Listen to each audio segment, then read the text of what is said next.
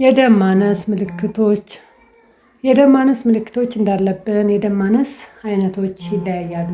መነሻው የበሽታው ከባድነትና ማንኛውም የጤና ችግር ሊያመጡ የሚችሉ እንደ ኪንታሮት፣ ቁስለት፣ የወር አበባ ችግር ወይንም ካንሰር የመሳሰሉት አስተዋጽኦ ያደርጋሉ። ያለቦት የደም ማነስ ቀለል ያለ ከሆነ ወይንም ከብዙ ጊዜ በፊት ከተከሰተ ምንም አይነት ምልክት ላናይ እንችላለን። አሰላሙ አለይኩም ወራህመቱላሂ ወበረካቱ። ውድ አድማጭ ተመልካቾች እንዴት ናችሁ? እኔ ጋር አልሐምዱሊላህ ሁሉ ሰላም ነው። ዛሬ በአዲስ ቪዲዮ ተገናኝተናል። እስከ መጨረሻው ተከታተሉኝ። ለማንኛውም አይነት የደም ማነስ የጋራ የሆኑ ምልክቶች ከዚህ በታች እገልጽላችኋለሁ። አንደኛ፣ የድካም ስሜትና ጉልበት ማጣት፣ ያልተለመደ ፈጣን የልብ ምት በተለይ እንቅስቃሴ ስናደርግ፣ የትንፋሽ ማጠርና ራስ ምታት፣ የትኩረት ማጣት፣ የማዞር ስሜት፣ የቆዳ መገርጣት፣ የእግር ጡንቻ መሸማቀቅ እና የእንቅልፍ ማጣት ናቸው።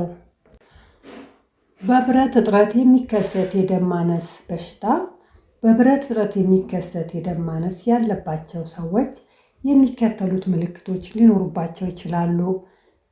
እነሱም ባልተለመደ ሁኔታ ወረቀት፣ በረዶ፣ ቆሻሻን ለመመገብ መፈለግ፣ ጥፍሮቻችን ወደ ላይ መታጠፍ ወይም ማበላሸት፣ የአፍ መሰነጣጠቅና መቁሰል የመሳሰሉት ምልክቶቹ ናቸው። ሁለተኛው በቫይታሚን ቢ12 እጥረት የሚከሰት የደም ማነስ በሽታ ነው። በቫይታሚን ቢ12 እጥረት የሚከሰት የደም ማነስ የሚከተሉት ምልክቶች ሊኖሩት ይችላል። አንደኛ፣ በእጅና እግር ላይ መርፌ እንደ መወጋት ያህል ስሜት መሰማት።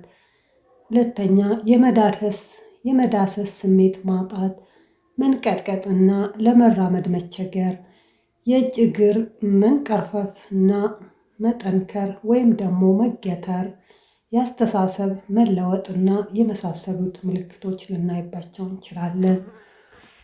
ሶስተኛው በወሊድ አመራር መመረዝ የሚከሰት የደም ማነስ በሽታ ነው። በከባድ ሁኔታ በወሊድ መመረዝ የሚከተሉት ምልክቶች ያመራናል። አንደኛው ሰማያዊ ጥቁር መስመር በድድ ላይ መኖር። ሁለተኛ፣ የሆድ ህመም እና የሆድ ድርቀት ወይም ደግሞ ማስታወክ የመሳሰሉት ምልክቶች ልናይ እንችላለን። አራተኛው በቀይ የደም ሴል ውድመት የሚከሰት የደም ማነስ በሽታ ነው። የአይንና ቆዳ ቢጫ መሆን፣ ቡናማ ወይም ቀይ ሽንት እና የእግር ቁስለት እንዲሁም ህፃናት እንዳይፋፉ ወይም እንዳይዳብሩ ያደርጋል። የኩላሊት ጠጠር በሽታ አይነት ምልክቶች ሊያመጣ ይችላል። አምስተኛው ሲክል ሴል የደም ማነስ የሚባል በሽታ ነው። ይህ በሽታ የሲክል ሴል ደም ማነስ ምልክቶች አንደኛ፣ የድካም ስሜት፣ ሁለተኛ፣ ለኢንፌክሽን መጋለጥ፣ ሶስተኛው በህፃናት ላይ የእድገትና ብስለት መዘግየት፣ የመገጣጠሚያ ሆድ፣ እጅና እግር በተወሰነ ቆይታ በተደጋጋሚ ከባድ የህመም ስሜት መከሰትን ያመላክተናል። የደም ማነስ ህክምናው ምንድን ነው? አንደኛ፣ በብረት እጥረት የሚከሰት የደም ማነስ በሽታን እንዴት ነው የምናክመው? ይህ አይነት የደም ማነስ የአመጋገብ ስርዓታችንን እና ብረት በመውሰድ ማከም ይቻላል። ይህ የብረት እጥረት የተከሰተው ከወር አበባ ውጭ በሆነ የደም መፍሰስ ከሆነ የሚፈስበትን ቦታ ማወቅና እንዲቆም ማድረግ ተገቢ ነው። ሌላው በቫይታሚን እጥረት የሚከሰት የደም ማነስ በሽታ ነው። ይህም ፎሊክ አሲድ እና ቫይታሚን ሲ እጥረት የሚከሰት የደም ማነስ በምግብ መስተካከል ይችላል። ስለዚህ በምግብ ውስጥ እነዚህን መጨመር ተገቢ ነው።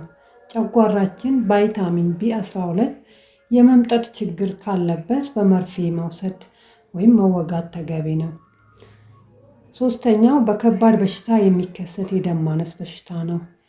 የዚህ አይነት የደም ማነስ የተለየ ሕክምና የለውም። የጤና ባለሙያዎች ያለብንን ከባድ በሽታ ማከም ላይ ያተኩራሉ።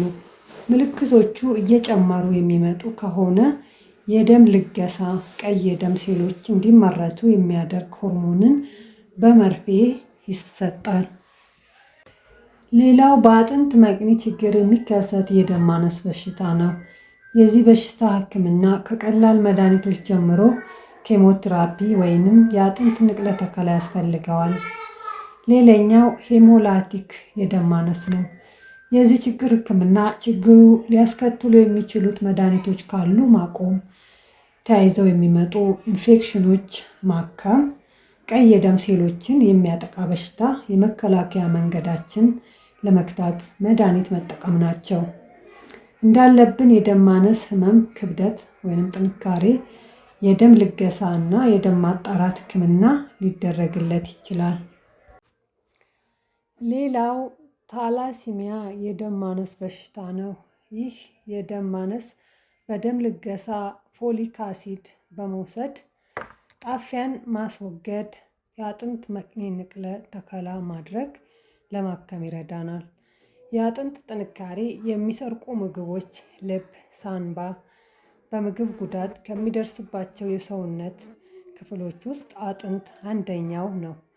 ስለዚህ አጥንታችን ጥንካሬውን ጠብቆ እንዲቆይ ማድረግ ያለብንን ነገሮች ማድረግ አለብን። ውድ አድማጭ ተመልካቾች ለዛሬ ይዤላችሁ የመጣሁት ይህንን ይመስላል። በሌላ ጠቃሚ ነገር እስክንገናኝ ይህንን ቻናል ሰብስክራይብ፣ ላይክ፣ ሼር እያደረጋችሁ አጋርነታችሁን አሳዩኝ። ሰላም፣ ጤና፣ ፍቅር ለሰው ልጅ ሁሉ በሙሉ ይሁን እያልኩ ለዛሬው እዚህ ላይ ያበቃለሁ።